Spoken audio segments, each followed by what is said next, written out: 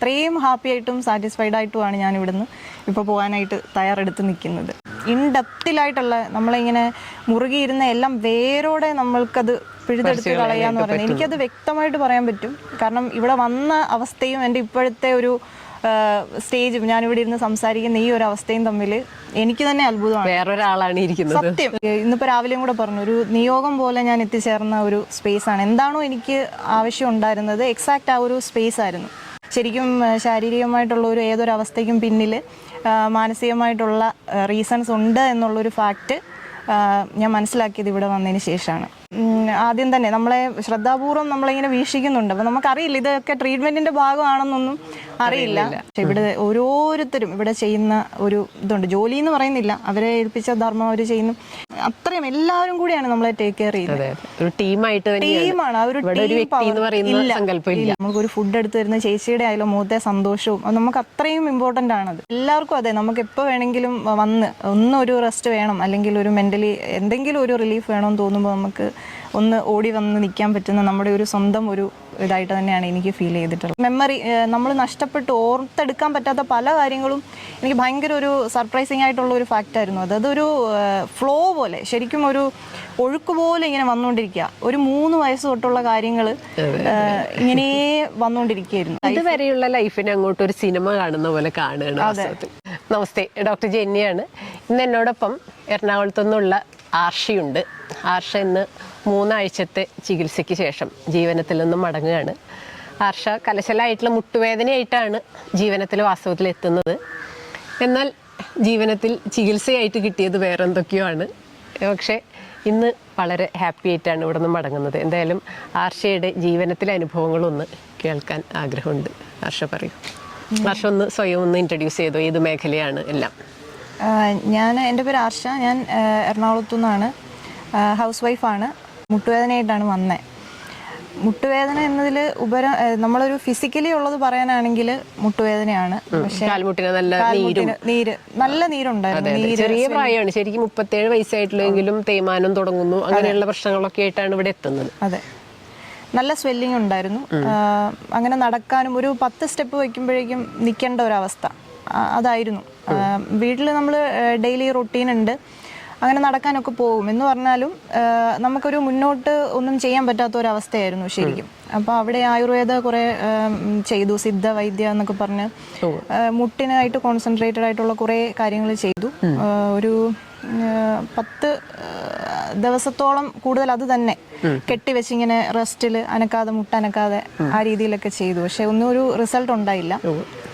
പിന്നെ അതിലേറെ മാനസികമായിട്ട് കുറച്ച് സ്ട്രെസ്സും കുറേയേറെ ഒരു കാര്യങ്ങളുമായിട്ടാണ് ഞാൻ ശരിക്കും എത്തിയത്, കടന്നുപോയിരുന്നത്. അതായത് ലൈഫിൽ വാസ്തവം പറഞ്ഞാൽ വലിയ പ്രശ്നങ്ങളൊന്നും ഇല്ലെങ്കിലും നമ്മൾ സ്വന്തം ഉള്ളാലെ ഭയങ്കര സ്ട്രെസ്സിലായിരുന്നു കടന്നുപോയി. നമ്മുടെ ചിന്തിക്കുന്ന രീതികളിലുള്ള ചില പ്രശ്നങ്ങൾ. അപ്പോൾ ഞാൻ ഈ മുട്ടുവേദനയായിട്ട് പിന്നെ ഞാൻ പോയത് വേറൊരു നാച്ചുറോപ്പതി ഹോസ്പിറ്റലിൽ പോയി. ഒരു 1 വീക്ക് അവിടെ ട്രീറ്റ്മെൻറ്റ് എടുത്തു. അപ്പോൾ അവിടുന്ന് ശരിക്കും ഒരു നിയോഗം പോലെയാണ് ഇവിടെ എത്തിച്ചേർന്നത്. എന്താ വെച്ചാൽ ഈ ജീവനത്തെ പറ്റി മുന്നേ ഒരു ധാരണയുണ്ടായിരുന്നില്ല. ജീവനത്തിന്റെ ഫേസ്ബുക്ക് പേജ് ഒന്നും കണ്ടിട്ടില്ല. പിന്നെ അവിടെ വെച്ച് ഇങ്ങനെ ഡോക്ടറെ പറ്റിയുള്ള ഇൻഫർമേഷൻ കണ്ടപ്പോഴാണ്, അവിടെ ഇരുന്ന് ആ ഹോസ്പിറ്റലിൽ ഇരുന്നാണ് ഞാനിങ്ങനെ സെർച്ച് ചെയ്ത് നോക്കിയതൊക്കെ. അങ്ങനെ ഒരു ഞാനതെപ്പോഴും പറയാൻ ആഗ്രഹിക്കുന്ന, ഇന്നിപ്പോൾ രാവിലെയും കൂടെ പറഞ്ഞു, ഒരു നിയോഗം പോലെ ഞാൻ എത്തിച്ചേർന്ന ഒരു സ്പേസാണ്. എന്താണോ എനിക്ക് ആവശ്യം ഉണ്ടായിരുന്നത് എക്സാക്റ്റ് ആ ഒരു സ്പേസ് ആയിരുന്നു. അപ്പോൾ ശാരീരികമായിട്ടുള്ള ബുദ്ധിമുട്ടിനോടൊപ്പം തന്നെ മാനസികമായിട്ടുള്ള ഒരുപാട്, ഇപ്പോൾ കോമൺ ആണല്ലോ, ഒരുപാട് സ്ട്രെസ്സ് കാര്യങ്ങൾ അങ്ങനത്തെ ഒക്കെ ബുദ്ധിമുട്ട് ആയിരുന്നു. ഇവനൊന്ന് നന്നായിട്ട് സംസാരിക്കാൻ പോലും പറ്റാത്ത ഒരു സിറ്റുവേഷൻ. അതെ, തീർച്ചയായിട്ടും അങ്ങനത്തെ ഒരു കണ്ടീഷനിലാണ് ഞാൻ എത്തിയത് ഇവിടെ. പിന്നെ ആർഷയുടെ ടെൻഷനുകളെ ഇല്ലാതാക്കാനായിട്ടുള്ള ശ്രമങ്ങളൊന്നും നടത്തുന്നുണ്ടായില്ല. ഇത് ആരോടെങ്കിലും ഷെയർ ചെയ്യണമെന്നോ അങ്ങനെ ഒരു തോന്നലും ഇല്ല. ഇത് അങ്ങോട്ട് നമ്മുടെ ഉള്ളിൽ തന്നെ ഇല്ലാണ്ടായി പോട്ടെ എന്ന തരത്തിലാണ് പ്രത്യേകിച്ച് അതിനൊന്നും ചെയ്യുന്നുണ്ടായില്ല. പിന്നെന്ന് പറഞ്ഞാൽ ഇപ്പം നമ്മൾ പോലും അറിയാണ്ട കുറച്ച് സ്റ്റേജസ് വരുമല്ലോ. ഇപ്പം നമ്മളിപ്പോഴത്തെ ഒരു റീസെൻ്റ്ലി നമ്മുടെ ഒരു സാഹചര്യത്തിൽ വളരെ കോമൺ ആണ് ഡിപ്രഷൻ എന്ന് പറയുന്ന അവസ്ഥ, അല്ലെങ്കിൽ അതിന് വേണ്ടിയിട്ടുള്ള മെഡിക്കേഷൻസ് അങ്ങനെയൊക്കെയുള്ള. അപ്പോൾ അതും ഞാൻ എക്സ്പീരിയൻസ് ചെയ്തിട്ടുണ്ട്. അപ്പോൾ അത് നമ്മൾ കുറച്ചൊരു വീട്ടിൽ ഇപ്പോൾ വീട്ടമ്മയായിട്ടിരിക്കുന്നു, പ്രത്യേകിച്ച് ഒരു കാര്യങ്ങൾ നമ്മൾ എക്സ്ട്രാ ഒരു ചെയ്യുന്നില്ല, എന്നെ സംബന്ധിച്ച് എനിക്കൊരു ശാരീരികമായിട്ടൊരു ബുദ്ധിമുട്ടാണ് പുറമേ വന്നതെങ്കിലും മാനസികമായിട്ടുള്ള കുറച്ച് പ്രയാസങ്ങളായിരുന്നു കൂടുതലായിട്ട് ഉണ്ടായിരുന്നത്. അത് ഞാൻ തിരിച്ചറിഞ്ഞത് ഇവിടെ വന്നതിന് ശേഷമാണ്. ശരിക്കും ശാരീരികമായിട്ടുള്ള ഏതൊരു അവസ്ഥയ്ക്കും പിന്നിൽ മാനസികമായിട്ടുള്ള റീസൺസ് ഉണ്ട് എന്നുള്ളൊരു ഫാക്ട് ഞാൻ മനസ്സിലാക്കിയത് ഇവിടെ വന്നതിന് ശേഷമാണ്. പാർഷ ഇവിടെ വന്നിട്ട് കാൽമുട്ടിനെ കുറിച്ച് മാത്രമാണ് സംസാരിച്ചത്. മുട്ട് കാണിച്ചു തരുന്നു, നീരുണ്ട്, ഇവിടെ വേദനയുണ്ട്, ശബ്ദമുണ്ട്, എണീറ്റിരിക്കാൻ പറ്റുന്നില്ല, പല പല കാര്യങ്ങൾ പറയുന്നു. പക്ഷെ എല്ലാം കാൽമുട്ടിനെ കേന്ദ്രീകരിച്ചുകൊണ്ട് മാത്രം. അപ്പോൾ തേയ്മാനമാണെന്ന് തന്നെ സ്ഥിരീകരിക്കുന്ന ഒരവസ്ഥയിലേക്ക് വരുന്നു. പക്ഷെ ഈ ഒരു പ്രായത്തിൽ വളരെ കാര്യമായിട്ടുള്ള അധ്വാനമോ അങ്ങനെയുള്ള രീതിയിൽ കൂടി ജീവിക്കുന്നവരൊന്നുമല്ല. ഒരു കാൽമുട്ടിലൊരു തേയ്മാനം വരാനുള്ള ഒരു സാധ്യതയും ആ ലൈഫ് സ്റ്റൈൽ പഠിച്ചപ്പോൾ കിട്ടുന്നില്ല. അപ്പോഴാണ് മനസ്സിൻ്റെ തല എന്താണ് എന്നുള്ളത് വെറുതെ ഒന്ന് അന്വേഷിക്കാൻ കയറിയത്. അപ്പോൾ അവിടെ കാരണങ്ങൾ നിരവധി ഇങ്ങനെ കിടക്കുകയാണ്. അതെ അതെ, കാരണം ഡോക്ടർ ഒന്ന് ആദ്യമേ പറഞ്ഞല്ലോ, ഇപ്പം ഈ പ്രായത്തിൽ തേയ്മാനം എന്ന് പറയുന്ന ഒരു സംഭവം വരില്ല. നമ്മളിത് മറ്റുള്ള ഡോക്ടേഴ്സിനെ കാണിക്കുമ്പോൾ ഈ സൗണ്ട്, അപ്പോൾ തേയ്മാനം എന്നുള്ള രീതിയിൽ തന്നെയാണ്. അപ്പം നമ്മുടെ ഫുൾ ഫോക്കസ് ഒരിക്കലും മൈൻഡിലോട്ട് തിരിഞ്ഞു നോക്കുന്നേ ഇല്ല. കാൽമുട്ടും മനസ്സും തമ്മിൽ എന്ത് ബന്ധം? അതെ അതെ, അതൊരു വലിയ ഫാക്റ്റാണ്. അത് ഇവിടെ വന്നതിന് ശേഷമാണ് അത് മനസ്സിലായത്. നമ്മൾ ഓരോരുത്തരും കുഞ്ഞുനാൾ തൊട്ട് നമ്മൾ എക്സ്പീരിയൻസ് ചെയ്ത്, അതായത് അന്ന് നിസ്സാരമെന്ന് തോന്നി വിട്ടുകളഞ്ഞ പലതും വളരെ സ്വാധീനം നമ്മുടെ ജീവിതത്തിലും നമ്മുടെ പെരുമാറ്റത്തിലും ബിഹേവിയറിലൊക്കെ അത് ചെലുത്തുന്നുണ്ടെന്നുള്ളൊരു സത്യം അത് ഇവിടെ വന്നിട്ടാണ് മനസ്സിലായത്. അപ്പോൾ ആദ്യമൊക്കെ നമുക്കൊരു അതിൻ്റെ ഒരു ശരിയായിട്ടുള്ള ഒരു രീതി മനസ്സിലായില്ല. ഇതെന്താണ് ബാക്കിലോട്ട് ചിന്തിക്കാൻ പറയുന്നത്. ഓരോ കാലയളവിലായിട്ട് ഇങ്ങനെ ചിന്തിച്ചിട്ട് നമ്മുടെ സ്ട്രെസ്സിലൂടെ കടന്നു പോയിട്ടുള്ള അല്ലെങ്കിൽ ഒരു ട്രോമാറ്റിക് ആയിട്ട് എന്തെങ്കിലും ഉണ്ടെങ്കിൽ അത് ഓർത്തെടുക്കുക, അതിലൂടെ ഒന്ന് മനസ്സ് പിന്നോട്ട് വിടുക എന്നൊക്കെ പറഞ്ഞു. അപ്പോൾ ആദ്യം എനിക്ക് അതിൻ്റെ ഇത് മനസ്സിലായില്ല, നാക്ക് മനസ്സിലായില്ല. പിന്നെ ഡോക്ടർ വന്ന് തന്നെ എല്ലാ ഡോക്ടേഴ്സിൻ്റെയും സപ്പോർട്ടുണ്ട്. അവർ കറക്റ്റായിട്ടുള്ള ഗൈഡൻസ് നമുക്കപ്പോൾ തന്നെ നിരന്തരമായിട്ട് ഇങ്ങനെ പറഞ്ഞു. അതെ അതെ, കാരണം എപ്പോഴും ഇവരിങ്ങനെ ഉണ്ട്, നമ്മളെ അതുപോലെ വാച്ച് ചെയ്ത് എപ്പോഴും ഉണ്ട്. എങ്ങോട്ട് ഇറങ്ങിയാലും ഇങ്ങനെ നമ്മുടെ ചുറ്റിനും ഉണ്ട്, അതുപോലെ ഗൈഡ് ചെയ്ത്. പക്ഷെ നമ്മൾ മനസ്സിലാവുന്നില്ല. ഇവിടെ ഇപ്പോൾ പല രോഗങ്ങളായിട്ട് വന്ന അസുഖാവസ്ഥയിൽ വന്നിട്ടുള്ളവർക്കെല്ലാം പ്രത്യേകിച്ച് ഒന്നും ചെയ്യുന്നതായിട്ട് കണ്ടില്ല. ആ ഒരു പ്രത്യേക രോഗത്തിന് ഒരു പ്രത്യേക ചികിത്സയൊന്നും നൽകില്ല. ഒരു ജീവിത രീതി എന്നുള്ളതിൽ ഇപ്പോൾ രാവിലെ എഴുന്നേറ്റ് ഒരു 6 മണി തൊട്ട് ഒരു 9 മണി വരെ എല്ലാവർക്കും ഒരേപോലത്തെ യോഗയും പ്രാണായാമവും മെഡിറ്റേഷനും. അതെ, അങ്ങനെ തന്നെയാണ്. അപ്പോൾ അതൊരു നമുക്കൊരു ട്രീറ്റ്മെന്റ് ആയിട്ട് തോന്നുന്നുമില്ല. പിന്നെ ഓരോരുത്തർക്കും അത്ര ഇമ്പോർട്ടൻസ് കൊടുത്തിട്ട്, ഇപ്പം എൻ്റെ കേസിലാണെങ്കിൽ ആദ്യം തന്നെ നമ്മളെ ശ്രദ്ധാപൂർവ്വം നമ്മളിങ്ങനെ വീക്ഷിക്കുന്നുണ്ട്. അപ്പം നമുക്കറിയില്ല ഇതൊക്കെ ട്രീറ്റ്മെന്റിന്റെ ഭാഗമാണെന്നൊന്നും അറിയില്ല. പിന്നെ ജ്യൂസ് ഫാസ്റ്റിംഗ് ആയാലും, പിന്നെ ഇവിടെ വന്നിട്ട് എക്സ്പീരിയൻസ് ചെയ്ത ലൈഫിലെ ഏറ്റവും വലിയൊരു എക്സ്പീരിയൻസ് എന്ന് പറയുന്നത് സൈലന്റ് ഫാസ്റ്റിംഗ് ആയിരുന്നു. അത് ഡോക്ടർ സജസ്റ്റ് ചെയ്ത് അത് ഞാൻ ട്രൈ ചെയ്തു. 2 ദിവസം 3 ദിവസം എടുത്തത്? 2 ദിവസം കംപ്ലീറ്റ് ചെയ്തുള്ളൂ, വൈകുന്നേരം. അപ്പം അതൊരു ഫാസ്റ്റിംഗ് എത്ര ദിവസം എടുത്തിരുന്നു? ഞാൻ ഓൾറെഡി റോ ഫാസ്റ്റിംഗിലായിരുന്നു വന്നത്. അപ്പൊ ഇവിടെ വന്ന ഉടനെ തന്നെ ജ്യൂസ് ഫാസ്റ്റിംഗിലോട്ട് കയറാൻ പറ്റി ഫസ്റ്റ് വീക്ക്. പിന്നെ second week water fasting plus നമ്മുടെ ഈ സൈലന്റ് ഫാസ്റ്റിംഗും കൂടെ ഏതാണ്ട് 10 ദിവസത്തോളം ഫാസ്റ്റിംഗിൽ തന്നെ പോയി. അതെ, ഇതുപോലെ വെള്ളവും ഇളനീരൊക്കെ എപ്പോഴെങ്കിലൊക്കെ കുടിച്ചിട്ടുള്ള ഒരു പൂർണ്ണ ഉപവാസത്തിലൂടെ പോയി. അതിൽ 2 ദിവസമാണ് ഒരു മൗനവ്രതമൊക്കെ ആയിട്ട് പോയത്. ആ മൗനവ്രതത്തിൽ പോകുമ്പോൾ, മൗനവ്രതത്തിൽ ഉപവാസത്തിൽ മൗനവ്രതമാണ്, അതിൻ്റെ ഒരു എക്സ്പീരിയൻസ്. ആ എക്സ്പീരിയൻസ് എന്തിനാണ് ചോദിക്കുന്നതെന്ന് വെച്ചാൽ നമ്മുടെ ഉള്ളിലുള്ള ഈ ട്രോമകളെയൊക്കെ ഇങ്ങനെ അത്രയും എളുപ്പത്തിൽ അങ്ങോട്ട് പിഴുതെറിയാനായിട്ട് ഏറ്റവും കൂടുതൽ മനസ്സിന് കരുത്ത് നൽകിയ 2 ദിവസങ്ങളായിരുന്നു അത്. അതിൻ്റെ എക്സ്പീരിയൻസ് 2 വരിയിൽ അങ്ങനെ പറയാൻ സാധിക്കുമോ? അത് ഞാനന്ന് ഡോക്ടറോട് ചോദിച്ചു, ഇത് എങ്ങനെയാണ് ഫാസ്റ്റിംഗ്.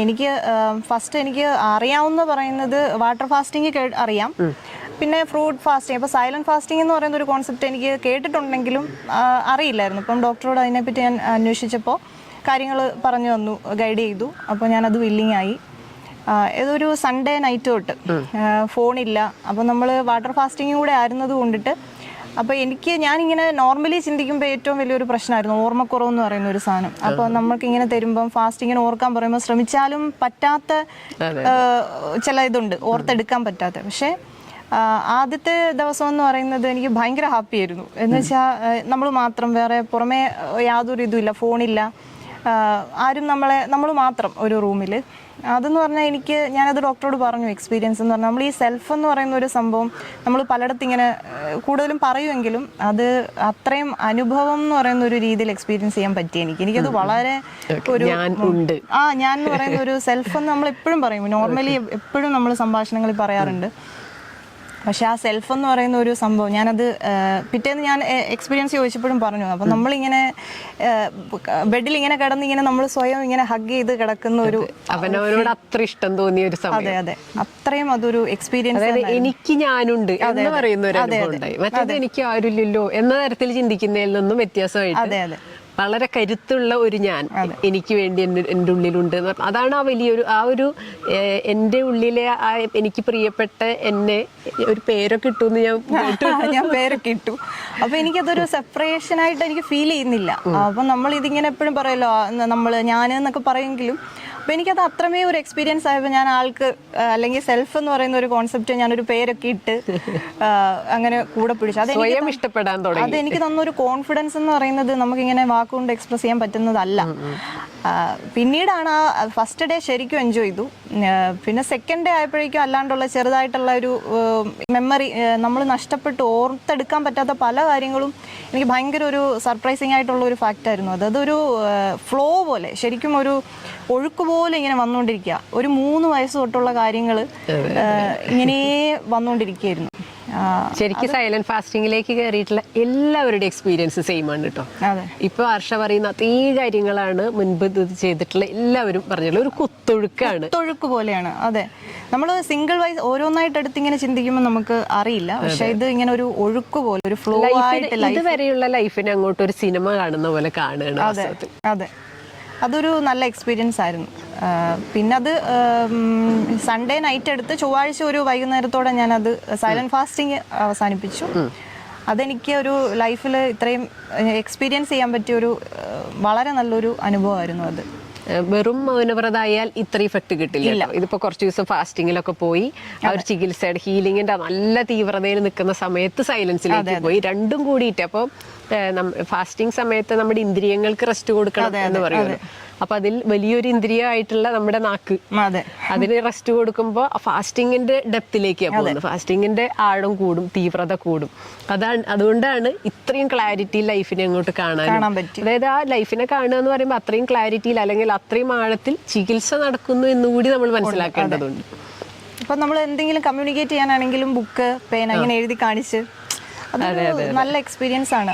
അതൊക്കെ സാധിച്ചത് ഇവിടെ വന്ന ഒരു എന്തായാലും ഈ വലിയ മനസ്സിന് ടെൻഷൻ, ഡിപ്രഷൻ, ആങ്സൈറ്റി ഈ വിഷയങ്ങൾക്കൊക്കെ മരുന്ന് കഴിക്കുന്നതിന് പകരം ഇത്ര ഈസി ആയിട്ട് ഉള്ള വഴികൾ ഉണ്ടല്ലേ എന്ന് പറയുന്നത് ശരിക്കും പറഞ്ഞാൽ നമ്മൾ അങ്ങനെയുള്ള ഒരു വഴിയിലൂടെ നടക്കാത്തത് കൊണ്ടല്ലേ നമുക്ക് മനസ്സിലാവാത്തത്. അതെ, ഉറപ്പായിട്ടും. എന്ന് വെച്ചാൽ നമ്മള് എല്ലാവർക്കും കാണും ഒരു സ്വയം കൺട്രോൾ ചെയ്യാൻ പറ്റാത്ത ഒരു സ്റ്റേജ് എല്ലാവർക്കും ഉണ്ടായിട്ടുണ്ടാവും ലൈഫിൽ.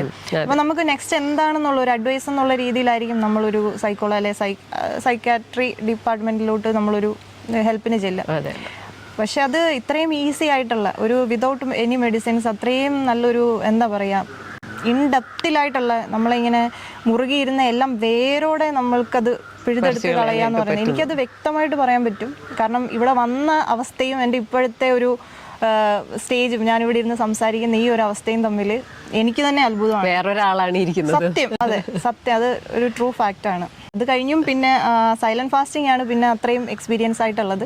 പിന്നെ വാട്ടർ ഫാസ്റ്റിംഗ്, അത് പിന്നെ ബോഡിയിൽ വന്ന മാറ്റങ്ങൾ, സ്വെല്ലിംഗ് ആയിട്ടിരുന്നൊക്കെ പോയി. പിന്നെ ഞാൻ ഡോക്ടറോട് എപ്പോഴും ചോദിക്കുമായിരുന്നു ഇവിടെ ഇങ്ങനെ ഒരു സംഭവം ഉണ്ട്, അതെന്താണ്? ഇങ്ങനെ നോക്കുമ്പോൾ കാലിന്റെ പുറകിൽ ചെറിയൊരു അതില്ല, അതെല്ലാം മാറി ആ ഒരു സിസ്റ്റ് പോയി. ഇങ്ങനെ കുറെ സംഭവങ്ങൾ ശരീരത്തിൽ ആവശ്യമില്ലാതെ ഇരുന്നിരുന്നതൊക്കെ വിട്ടുപോയി. അതെ, അതൊന്നും പക്ഷെ ശ്രദ്ധിച്ചിട്ടേ ഇല്ല. ശരീരത്തിന്റെ ഒരു ഭാഗം ആർഷയ്ക്ക് നോക്കേണ്ടി വന്നിട്ടില്ല. ശരീരം സ്വന്തമായിട്ട് ക്ലിയറായി വരികയാണ്.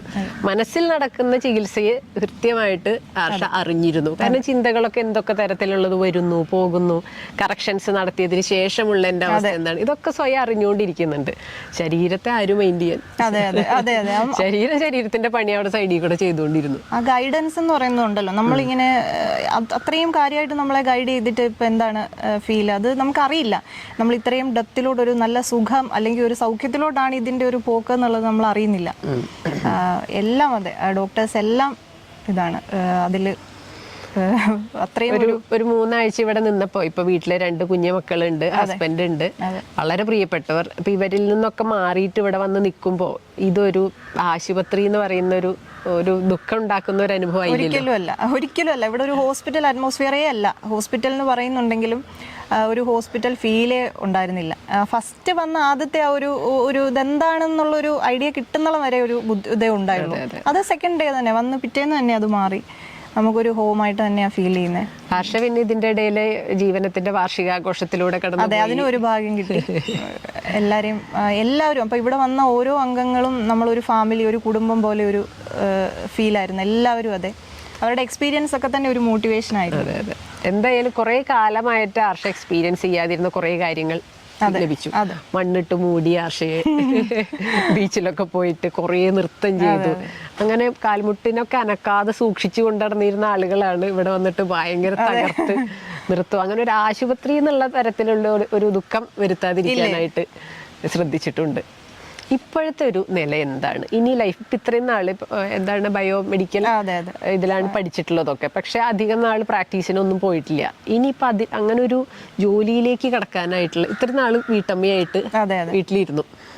അപ്പൊ അവിടെ നമ്മൾ കെട്ടിക്കിടക്കുന്ന വെള്ളമായിട്ടാണ് ഇരുന്നിരുന്നതെന്ന് മനസ്സിലാക്കുക. വീട്ടമ്മയായിരിക്കുക എന്ന് പറയുന്നത് മോശമെന്നല്ല, പക്ഷെ കാര്യങ്ങളെ കുറിച്ചിട്ടൊക്കെ കൃത്യമായിട്ട് പഠനവും കാര്യങ്ങളൊക്കെ നടത്തി ഇനി അടുത്തൊരു സ്റ്റെപ്പിലേക്ക് കയറാൻ ആയിട്ടുള്ള എല്ലാ പ്രാപ്തിയുമായി നിൽക്കുന്ന സമയത്ത് കയറാതെ നിൽക്കുമ്പോൾ അപ്പൊ അവിടെ നമ്മളിൽ തന്നെ ഒരു ബ്ലോക്ക് ഇടുന്നത് പോലെ ഇപ്പൊ കെട്ടിക്കിടക്കുന്ന വെള്ളമായിട്ട് ഒരു അഴുക്ക് വെള്ളമാണ് കെട്ടിക്കിടക്കുന്ന വെള്ളം എപ്പോഴും. ഇനി ആ വെള്ളത്തെ ഒഴുകാനായിട്ട് അനുവദിക്കുക. ഇപ്പോൾ എങ്ങനെയാണ് ഒരു ഒഴുക്ക്, ഇപ്പോൾ ലൈഫിൽ വന്ന മൗന ഉപവാസത്തിൽ ഒരു ഒഴുക്ക് വന്നപ്പോൾ ഉണ്ടായ ഒരു സുഖം എന്ന് പറഞ്ഞില്ലേ, ഇതുപോലെ ലൈഫ് എന്നും ഒഴുകിക്കൊണ്ടിരിക്കണം. ഇനി അങ്ങനെ ഒരു വീട്ടമ്മ എന്നുള്ളതിൽ നിന്ന് വീണ്ടും ഹർഷ ലൈഫിലേക്ക് അങ്ങോട്ട് പുറത്തേക്ക് കിടക്കുകയാണ്. ഇപ്പോൾ ഒരു ഫാമിലി ലൈഫ് എന്ന് പറയുമ്പോൾ എല്ലാവർക്കും തുടക്കത്തിൽ നമുക്ക് ഭയങ്കര എക്സൈറ്റ്മെന്റ്. ഇപ്പോൾ ഫാമിലി, കുഞ്ഞുങ്ങൾ, നമുക്ക് ഒരു ഘട്ടം എത്തുമ്പോഴേക്കും എല്ലാവരും കുഞ്ഞുങ്ങളൊക്കെ വലുതാവും. ഇത് ഒരുപാട് പേരുടെ കഥയാണിത്. കാരണം നമ്മളിലേക്കുള്ള ശ്രദ്ധ മാറി അവരെ ആയിട്ട് ജീവിക്കുക. അപ്പം നമുക്ക് ചെയ്യാനും കാര്യങ്ങളുണ്ട്. പക്ഷെ ഒരു ഘട്ടം വരുമ്പോഴേക്കും അവർ ഓഫ് കോഴ്സ് പഠിക്കും, അവർ തിരക്കാം, അവരുടെ കാര്യങ്ങൾ തന്നെ മാനേജ് ചെയ്യാൻ അവർ പ്രാപ്തരാകും. അപ്പോഴാണ് നമ്മൾ ഒന്നും ചെയ്യാനില്ലല്ലോ എന്നുള്ളൊരു അവസ്ഥ. ഞാൻ ഇവിടെ വരുന്ന മൊമെന്റ് വരെ അങ്ങനെ ഒരു ജോലി എന്നതിനെ പറ്റിയൊന്നും ഞാൻ ചിന്തിച്ചിട്ടേ ഇല്ല. കാരണം എന്താ വെച്ചാൽ സുഖപ്പെടണം, പോകണം, എൻ്റെ മുട്ടുവേദന മാറണം, തിരിച്ചു പോകണം, ഇത് മാത്രമേ ഉള്ളൂ. അതിനിടയ്ക്ക് വരുന്ന ഇത്രയും പ്ലസ് ആയിട്ട് കിട്ടിയ കാര്യങ്ങളൊന്നും ഞാൻ ചിന്തിച്ചേ ഇല്ല. ഇത്രയും ഒരു പോസിറ്റീവായിട്ടൊരു ഇപ്പൊ ഇവിടെ ഇരുന്ന് സംസാരിക്കുന്ന പോലും ഇത്രയും ഒരു നല്ലൊരു ലൈഫാണ് തിരിച്ചു കിട്ടുന്നത്. കാൽമുട്ടുവേദന മാറുക എന്നുള്ളതൊന്നും അല്ല. അതെല്ലാ രീതിയിലും അത്. കാരണം ഇപ്പൊ എന്ന് പറഞ്ഞാൽ ഒരു ധാരണയുണ്ട് നമ്മുടെ ലൈഫ് എന്താണ് ഇപ്പം ചെയ്തത്, അല്ലെ ഇനിയിപ്പം നമ്മൾ ആ ഒരു ജോലി എന്തായാലും നമ്മുടെ പ്രൊഫഷൻ എന്ന് വെച്ചാൽ അതിലേക്ക് നമ്മൾ ശ്രദ്ധിക്കണം. എല്ലാ രീതിയിലും ഗോൾ ഓറിയൻറ്റഡ് ആയിട്ട് ഡോക്ടറിൻ്റെ ഗൈഡൻസും എല്ലാം കൊണ്ട് ഒരു ധാരണ ഉണ്ടാക്കിയിട്ട് അത്രയും ഹാപ്പി ആയിട്ടും സാറ്റിസ്ഫൈഡ് ആയിട്ടുമാണ് ഞാൻ ഇവിടുന്ന് ഇപ്പോൾ പോകാനായിട്ട് തയ്യാറെടുത്ത് നിൽക്കുന്നത്. എന്തായാലും ഇനിയും ജീവനത്തിൻ്റെ സപ്പോർട്ടൊക്കെ എന്നും ഉണ്ടാവും. അതെ, നല്ല മിടുക്കിയായിട്ട് സന്തോഷമായിട്ടിരിക്കുക. ഞാൻ പറഞ്ഞു എല്ലാവർക്കും അതെ, നമുക്ക് എപ്പോൾ വേണമെങ്കിലും വന്ന് ഒരു റെസ്റ്റ് വേണം, അല്ലെങ്കിൽ ഒരു മെൻ്റലി എന്തെങ്കിലും ഒരു റിലീഫ് വേണമെന്ന് തോന്നുമ്പോൾ നമുക്ക് ഒന്ന് ഓടി വന്ന് നിൽക്കാൻ പറ്റുന്ന നമ്മുടെ ഒരു സ്വന്തം ഒരു ഇതായിട്ട് തന്നെയാണ് എനിക്ക് ഫീൽ ചെയ്തിട്ടുള്ളത്. ഇവിടെ എക്സ്പീരിയൻസ് ചെയ്തിട്ടുള്ള എല്ലാവർക്കും ആ ഒരു അനുഭവം തന്നെ ആയിരിക്കും. അപ്പോൾ അതങ്ങനെ ഒരു ത്തിലോട്ട് എത്തിച്ചേർന്ന ഒരു നിയോഗം, അതിന് എല്ലാം പ്രപഞ്ചത്തിനോടും ഈശ്വരനോടും ഇവിടെ ഉള്ള എല്ലാവർക്കും പിന്നെ പറയാതിരിക്കാൻ പറ്റില്ല. ഇവിടെ ഇപ്പം നമ്മൾ ഇത്രയും ഒരുപാട് എക്സ്പീരിയൻസ് ഉണ്ട് പല സ്ഥാപനങ്ങളിലും പോയിട്ട്. പക്ഷെ ഇവിടെ ഓരോരുത്തരും ഇവിടെ ചെയ്യുന്ന ഒരു ഇതുണ്ട്, ജോലി എന്ന് പറയുന്നില്ല, അവരെ ഏൽപ്പിച്ച ധർമ്മം അവർ ചെയ്യുന്നു, എല്ലാം നമുക്കൊരു എന്താ പറയുക എടുത്തു പറയേണ്ടതായിട്ടുണ്ട്. നമ്മൾ ഒരു അത്രയും എല്ലാവരും കൂടിയാണ് നമ്മളെ ടേക്ക് കെയർ ചെയ്യുന്നത്. ഒരു ടീമാണ്. ആ ഒരു ഇല്ല, ഒരു വ്യക്തിയായിട്ടല്ല, ഒരു ടീം വർക്ക് എന്ന് പറയുന്നത് അത് ഈവൻ എല്ലാവരും നമുക്കൊരു ഫുഡ് എടുത്ത് തരുന്ന ചേച്ചിയുടെ ആയാലും മുഖത്തെ സന്തോഷവും അത് നമുക്ക് അത്രയും ഇമ്പോർട്ടൻ്റ് ആണത്. അത് പറയാതിരിക്കാൻ പറ്റില്ല. അതുപോലെ ഒരു ടീം വർക്ക് അത് എന്നും ഇങ്ങനെ തന്നെ തുടർന്നുകൊണ്ട് പോകാൻ സാധിക്കട്ടെ എന്ന് പ്രാർത്ഥിക്കുന്നു. എന്തായാലും വളരെ സന്തോഷം. ഇപ്പോൾ നേരത്തെ ഹർഷ പറഞ്ഞ ഒരു വരി ഉണ്ടായിരുന്നു, നേരത്തെ സംസാരിച്ചുകൊണ്ടിരിക്കുമ്പോൾ നമ്മൾ റിലാക്സ് ചെയ്യാൻ വേണ്ടി എപ്പോഴെങ്കിലുമൊക്കെ ഒരു റിസോർട്ടിൽ പോയി അല്ലെങ്കിൽ ഒരു ട്രിപ്പ് പോയി അവിടെയൊക്കെ പോയിട്ട് തിന്നുന്നു, കുടിക്കുന്നു, കുറേ നടക്കുന്നു. പക്ഷേ റിലാക്സേഷൻ കിട്ടിയോന്ന് ചോദിച്ചു കഴിഞ്ഞാൽ താൽക്കാലികമായിട്ട് കിട്ടുന്നുണ്ട് കുറച്ച് നേരത്തേക്ക്. പക്ഷെ ഇവിടെ ഇപ്പൊ ജീവനം പോലെയുള്ള ഒരിടത്ത് വന്നിട്ട് വാസ്തവം പറഞ്ഞാൽ ആർഷ ഇതുപോലെ ഒരു ട്രിപ്പ് വന്ന പോലെ ഇപ്പൊ ആലോചിക്കുമ്പോ ഒരു ബ്രേക്ക് എടുക്കാൻ വേണ്ടി വന്ന ഒരു ഫീലാണ്. ഒരു ലൈറ്റ് ആയിട്ടുണ്ട്. അത് ഇവിടെ വരുന്ന ഒരു ഹെവിനെസ് സംഭവം ഉണ്ടല്ലോ, ഇപ്പം വരുന്ന ടൈമിൽ ഉണ്ടായിരുന്ന, ഞാൻ പറഞ്ഞില്ലേ, ഈ എല്ലാ ഒരു ഹെവിനെസ് പോലെ ആയി ഫീൽ ചെയ്ത് ഇവിടെ. ഇപ്പോൾ വളരെ ലൈറ്റ് ആയിട്ടാണ് പോകുന്നത്. വളരെ സന്തോഷമുണ്ട്. അതെനിക്ക് വാക്കുകളിൽ കൂടെ എക്സ്പ്രസ് ചെയ്യാൻ പറ്റില്ല. എന്താ പറയുക, ഒരു പ്രകൃതി പറയുമ്പം പ്രകൃതി ചികിത്സ എന്നുള്ളതിനപ്പുറം ഈ അതിന് പിന്നിലുള്ള ഓരോന്നും നമ്മളത് ഇവിടെ വന്ന് എക്സ്പീരിയൻസ് ചെയ്യേണ്ടതാണ്. അത് നമുക്ക് വാക്കുകൾ കൊണ്ട് പറയാൻ പറ്റില്ല. എക്സ്പീരിയൻസ് ചെയ്താൽ മാത്രമേ അത് നമുക്കത് പറ്റുള്ളൂ. ഇവിടുത്തെ എല്ലാ എക്സ്പീരിയൻസും, അതെ അതെ, എല്ലാം അത് തന്നെയല്ലോ. ഇവിടുത്തെ ഓരോ കിളികളും, ഞാൻ അത്യാവശ്യം നേച്ചറൊക്കെ ഇങ്ങനെ ഇതാകുന്ന പോലെ ഓരോ കിളികളാണെങ്കിലും എല്ലാം ഇവിടെ എല്ലാം ഉണ്ട് ആസ്വദിക്കാൻ. ഇപ്പൊ അവിടെ ഒരു ആൽമരം ഉണ്ട്, അമ്പലം, ഒരു ആൽത്തറയുണ്ട്. അതൊക്കെ ഇപ്പൊ ഇന്നലെ ആണെങ്കിലും ഞാൻ കുറേ ടൈം അവിടെ പോയി റിലാക്സ് ചെയ്ത് ഇങ്ങനെ ഇരുന്നു. വളരെ നല്ല, എല്ലാം കൊണ്ടും എനിക്ക് ഒരുപാട് ഇഷ്ടമായി. ഇവിടെ നമ്മളുടെ പ്രകൃതി ചികിത്സയിൽ ഇവരെല്ലാവരും ഉണ്ട്. കുറെ അടക്കാക്കിളികളുണ്ട്, കുറെ അണ്ണാന്മാരുണ്ട്, സകലരും ഈ കൂട്ടത്തിലുള്ളവരുണ്ട്. ടീം എന്ന് പറയുന്നത് അവരും കൂടി ചേർന്നിട്ടുള്ളതാണ്. ഓക്കെ, അപ്പൊ എന്തായാലും സന്തോഷമായിട്ട് ആരോഗ്യമായിട്ടിരിക്കും.